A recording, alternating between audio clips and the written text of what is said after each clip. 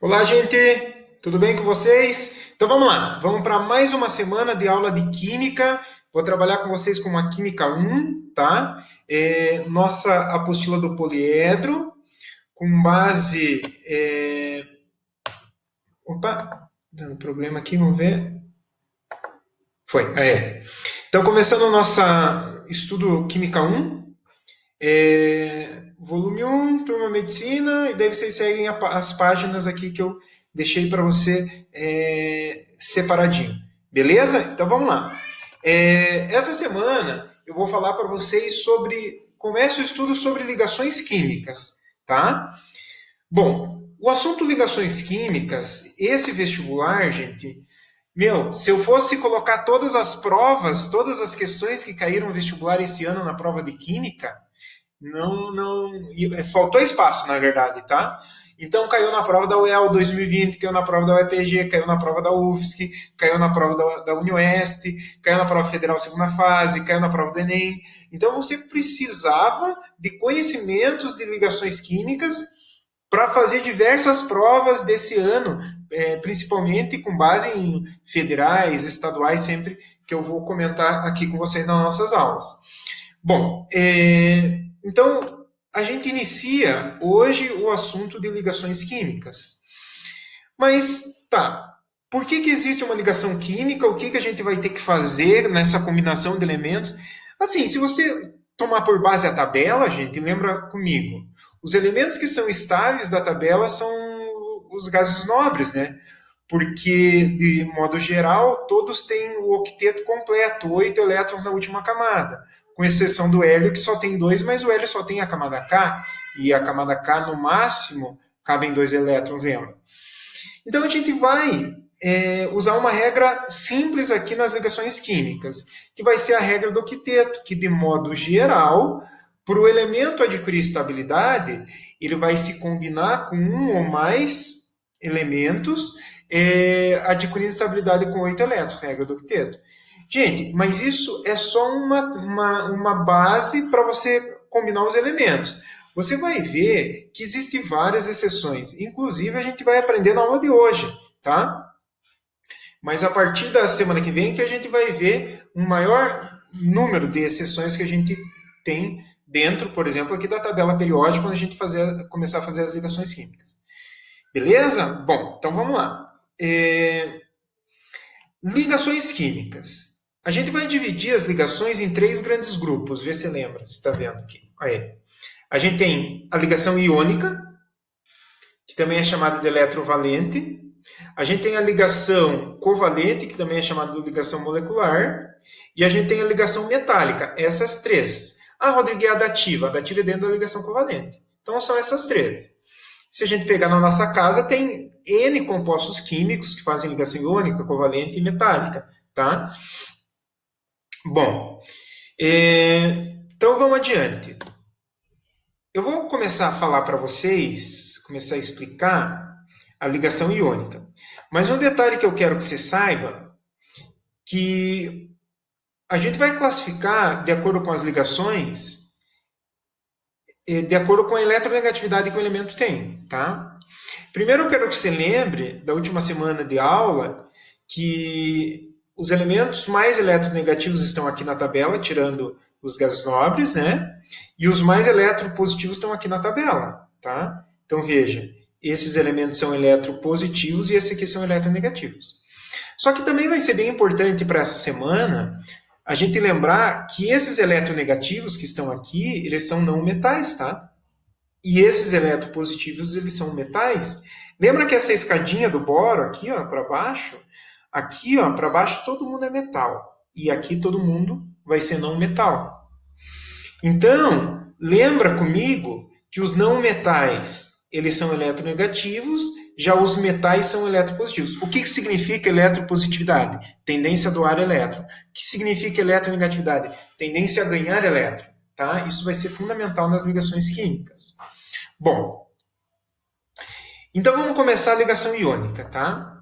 A ligação iônica vai ser uma ligação entre um metal e um ametal.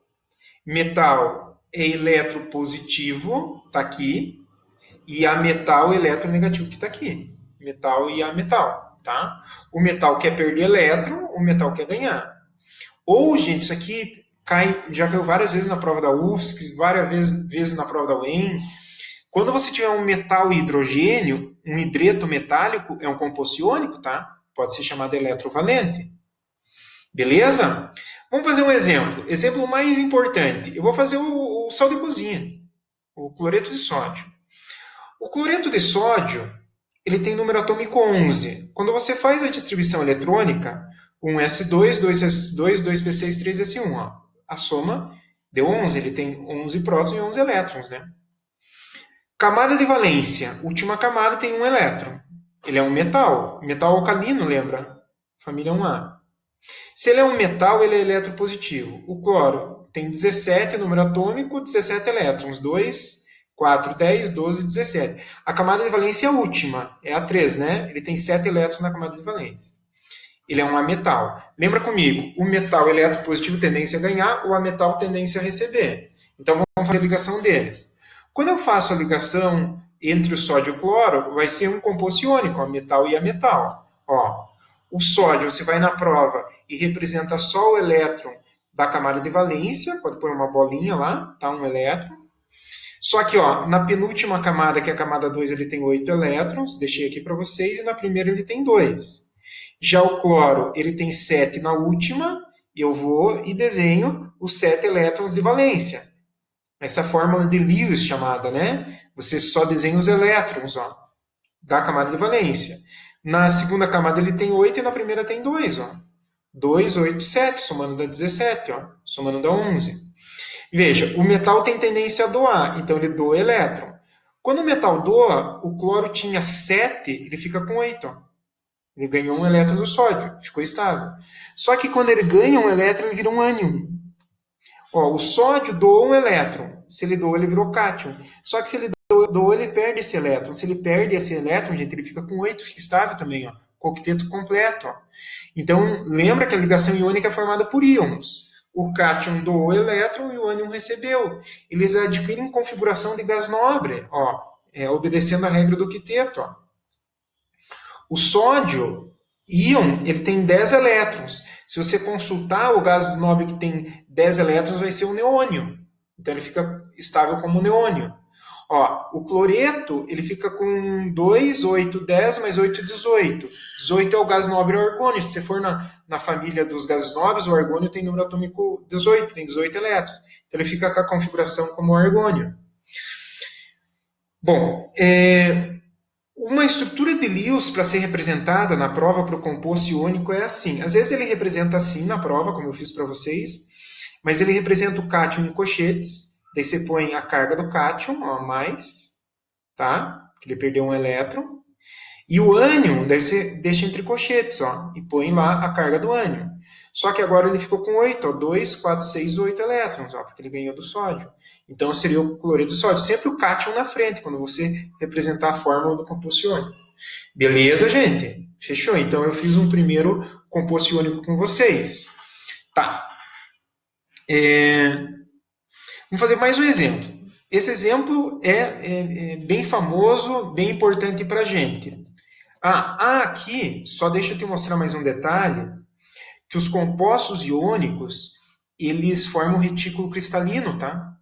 Então, eu tenho até, deixei separado o retículo cristalino para vocês.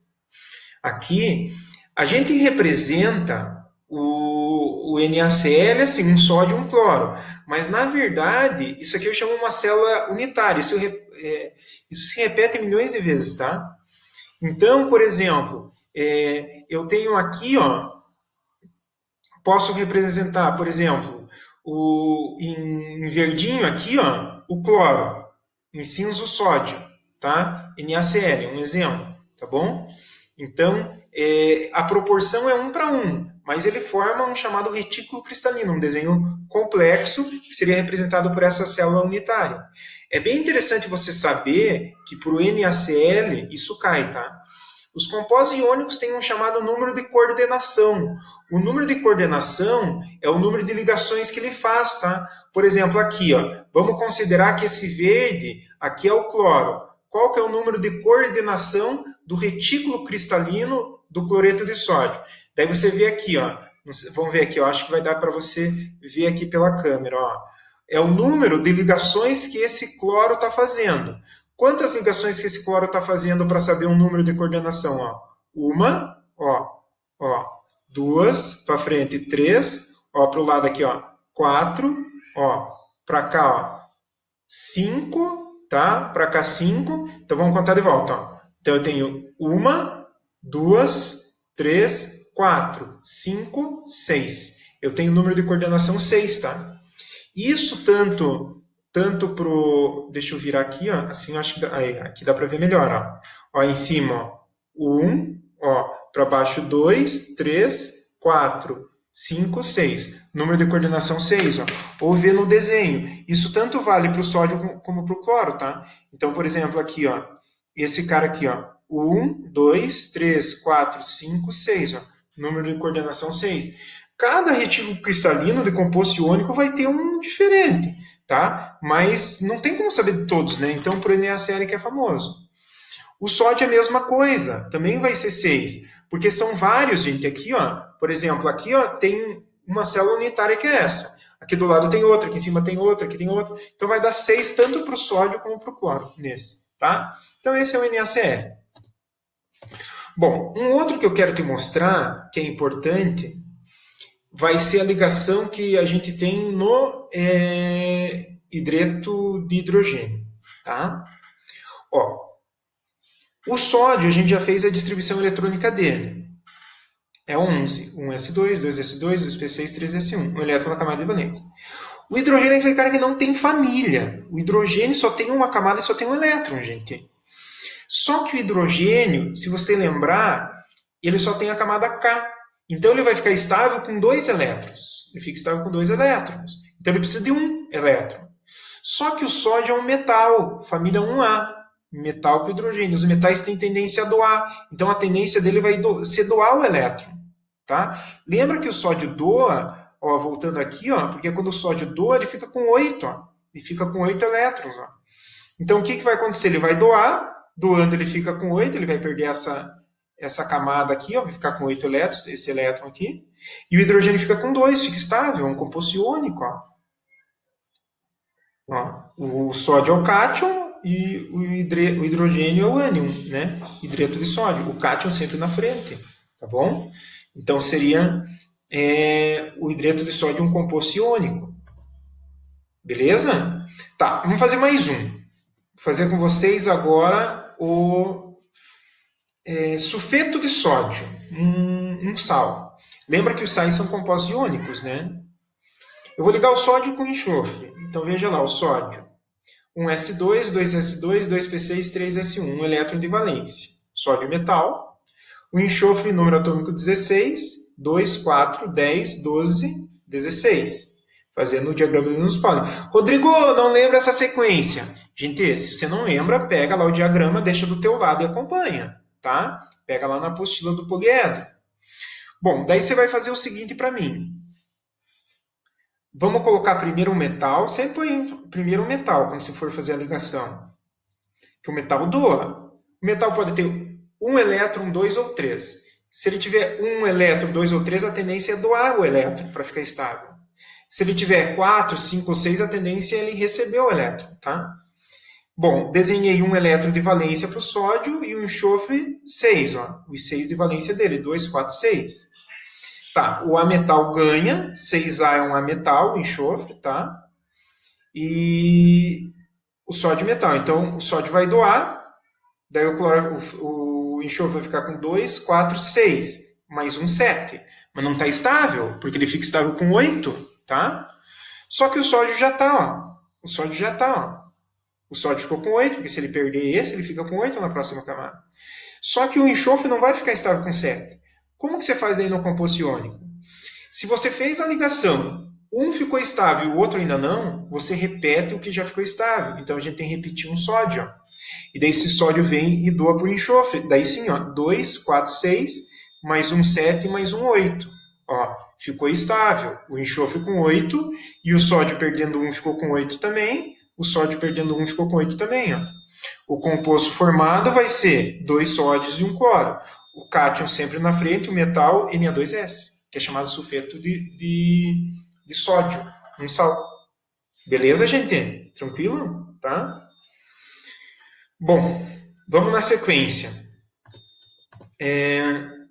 Só que eu vou te explicar uma regra prática que vai sempre dar certo para compostos iônicos. Você não vai fazer isso com compostos que fazem ligação covalente, que são compostos moleculares que a gente vai aprender na próxima aula.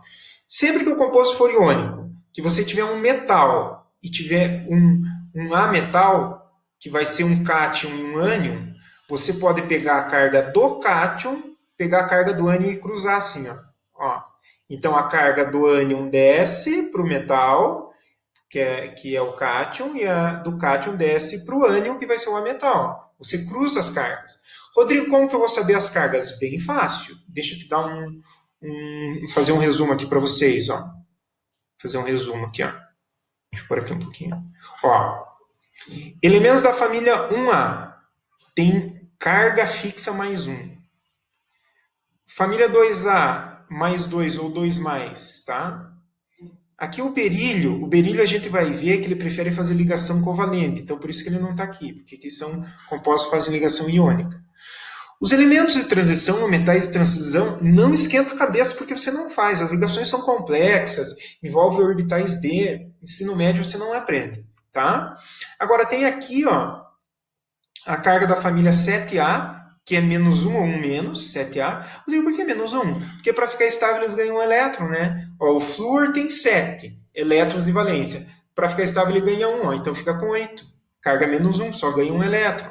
Ó, o oxigênio é da 6A, tem 6 elétrons. Para ficar com 8 ganha 2. Ó. Então 6A carga 2 menos. Ó, 5A tem 5, né? Tem 5, precisa de 3, ó, é 3 menos.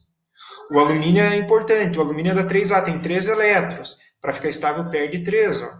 Daí vira um cátion, tá? Gente, então aqui tem as cargas dos mais importantes, tá? Beleza? Ah, Rodrigo, e os que não estão? É porque varia, NOx, daí, ou carga, que é a mesma coisa, tá? Então esses são realmente, vocês precisam saber. Deixa eu te dar um exemplo aqui, ó. Ó, um exemplo. Quando eu pego o cálcio e o flúor, o cálcio é da 2A, tem 2 elétrons. O flúor tem 7. Então eu dou um elétron para o flúor já ficou estável, ficou com 8. Mas o cálcio ainda não. Então eu tenho que pôr mais um flúor. Então o cálcio doa outro elétron. Daí o flúor ficou com 8, esse com 8 também. E o cálcio perdeu 2, ficou estável. Então fica Ca2, CaF2, né? Beleza. Ah, mas daí ia fazer mais fácil? Sim, o cálcio é da 2A, então você põe 2. Qual é a carga do flúor? 1 menos, ou menos só, né? Daí você cruza as cargas, ó. O 2 vem para cá e 1 vem para cá. Ó. O composto é o CaF2. Beleza? Regra prática. Ó, mesma coisa, quando você liga o alumínio com o oxigênio. O oxigênio tem 6, é da 6A o oxigênio, 6 elétrons de valência. O alumínio é da 3A, tem 3, ó. Então põe 3 para o alumínio e 6 para o oxigênio. Tá, doa 1, doa 2, o oxigênio ficou estável, 8. Mas o alumínio não. Ele é um metal, precisa perder os 3. Aí, então você repete o oxigênio que ficou estável. Então põe mais um oxigênio. Colocando mais um oxigênio, o oxigênio tem 6. Ó. O oxigênio tem 6. Ó. Vai doar 1, ficou com 7. Não está estável, põe mais um alumínio. Doa outro, ficou com 8. O oxigênio está estável. O oxigênio está estável. Mas agora esse alumínio não. Então você põe mais um oxigênio. Daí você doa os 2, daí os 3 oxigênios ficam estáveis e os 2 alumínios também.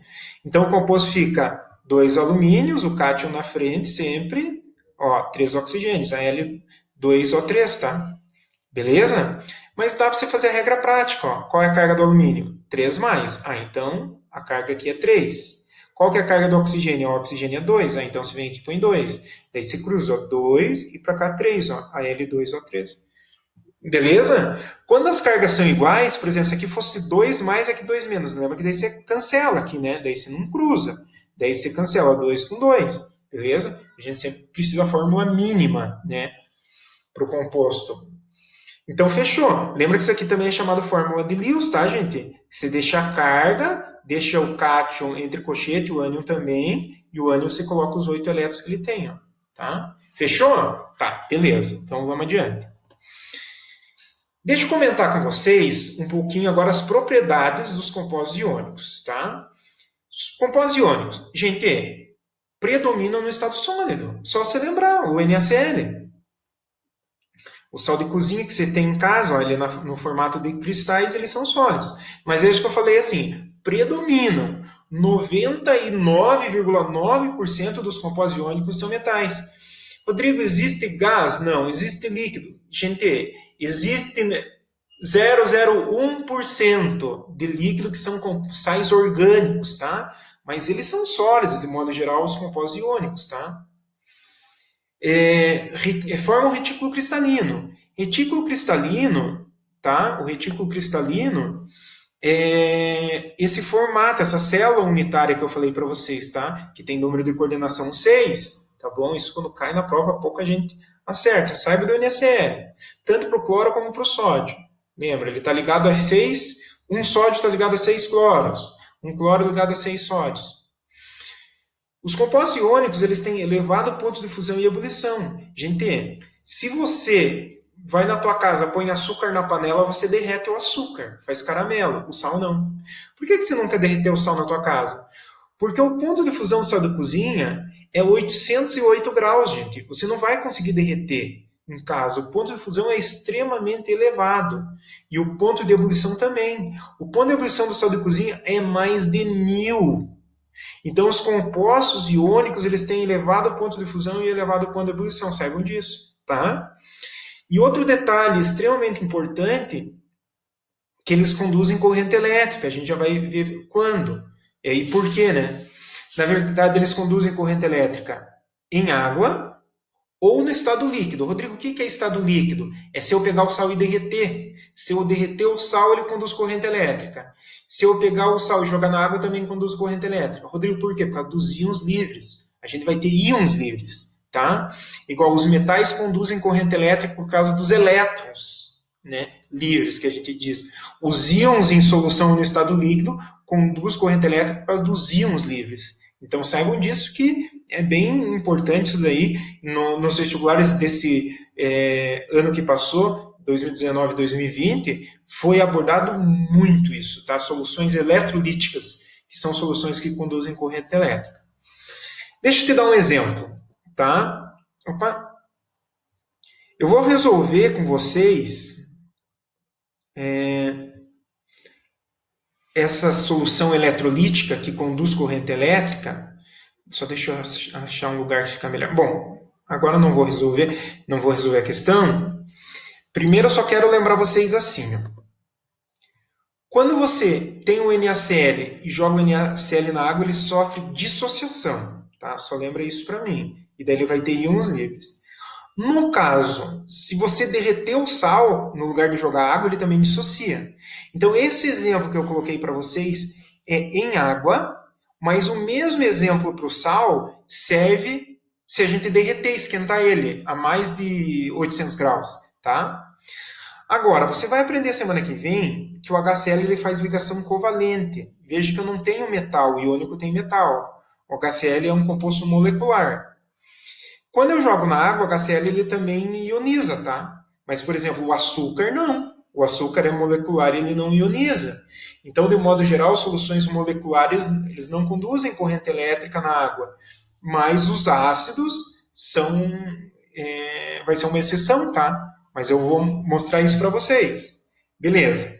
Bom, olha esse exemplo.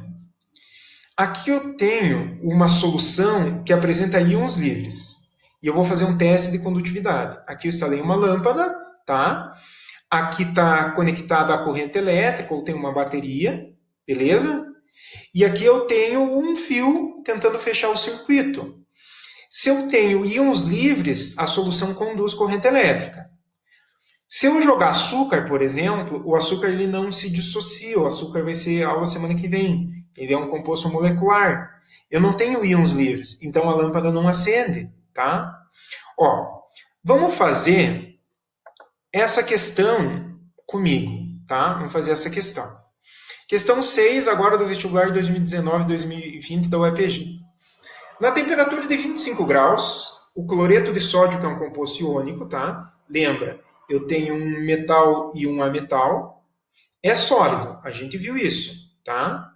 Enquanto o cloreto de hidrogênio, que é o ácido clorídrico, ele é um gás. O HCl, a temperatura ambiente, ele é um gás, tá? A gente fala, Rodrigo, como? No meu estômago ele está líquido. Sim, o teu estômago é o suco gástrico. O ácido clorídrico, lembra que ele está em solução aquosa. Sobre as propriedades desses dois compostos, assinale o que for correto. Vai lá. O NaCl fundido, a gente vai derreter o sal de cozinha. Ele é um bom condutor de eletricidade devido à formação de íons.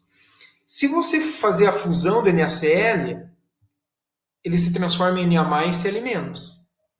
Então, gente, fazendo a fusão dele, vai ter íons livres. Então, ele vai acender a lâmpada aqui. Então, ele vai conduzir corrente elétrica. Ó. Então, esse 0,1 vai estar verdadeiro. Tá? Então, vamos pôr correto. Então, verdadeiro. Beleza. Tá. Vamos fazer aqui agora. Então, esse aqui é verdadeiro. Vamos ver se fica assim. Tá, 0,1 correto. Aí ele apaga, mas 0,1 sabe que está certo. O HCl é formado por ligações covalentes. No entanto, em solução aquosa, se ioniza, formando H+, Cl-. O que eu te mostrei no slide passado. Quando a gente tem o ácido clorídrico e a gente joga na água, ele se ioniza. Então, ele também vai liberar íons em solução, tá? Então, esses dois primeiros, como a gente viu, eles estão verdadeiros, tá bom? Então, o ácido clorídrico ele também vai conduzir corrente elétrica, tá? Vamos ver se eu consigo afastar aqui. Ixi, não vou conseguir. Então, peraí. Deixa eu tirar aqui. Deixa eu mover para cá. Aí, por aqui em cima. Ok, os dois primeiros corretos. Vamos ver o 4. O NaCl é bastante solúvel em meio aquoso. Eu quero que vocês saibam que todos os compostos iônicos são polares, tá, gente? E a água, eu quero que você lembre que é um solvente polar. A gente vai ter aula sobre isso. Então, os compostos iônicos são polares e, de modo geral, os compostos que são polares são solúveis em solventes polares. Então, o NaCl, ele dissolve na água, tá? Ele é solúvel na água. Lógico que você vai aprender que existem sais que são insolúveis em água, mas esse é um